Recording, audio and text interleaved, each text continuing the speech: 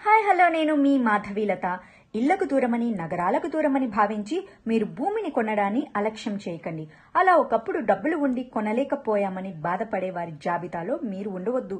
ఒకప్పుడు మన తాతలు ఎకరాల్లో కొన్నారు, మనం గజాల్లో కొంటున్నాం. మన పిల్లలు ఫీట్లలో కొనుగోలు చేసే పరిస్థితులు రాకముందే మనం జాగ్రత్తలు తీసుకుందాం. తక్కువ ధరలు ఉంటే కాస్త దూరమైన కొనుగోలు చేయండి. మీ పిల్లల బంగారు భవిష్యత్తుకు బాటలు వేయండి. ఊహ తెలిసిన తర్వాత అమ్మ ఎప్పుడూ ఒకటే మాట అంటూ ఉండేది, ఆ రోజుల్లో తీసుకొని ఉంటే భూమి బాగుండేది, 50 పైసలు తెలుసా ఎకరం, మీ నాన్నగారు కొనలేదు అనేవాళ్ళు. ఇది కాన్స్టెంట్గా ఇంట్లో నడుస్తూనే ఉంది. కానీ అయినా మా నాన్నగారు చాలా ఏళ్ల పాటు కొనలేదు. సో రియల్ ఎస్టేట్తో అనుబంధం అనేది కేవలం రియల్ ఎస్టేట్లో వర్క్ చేసే వాళ్ళకి మాత్రమే కాదు, ప్రతి ఒక్కళ్ళకి, ఈ భూమి మీద ఉండేటువంటి ప్రతి ఒక్కళ్ళకి కూడా అర్హత ఉంటుంది అని నేను గట్టిగా నమ్ముతున్నాను. సో అందుకనే ఈరోజు I'm also very proud to be a part of the Hyderabad real estate summit 2025.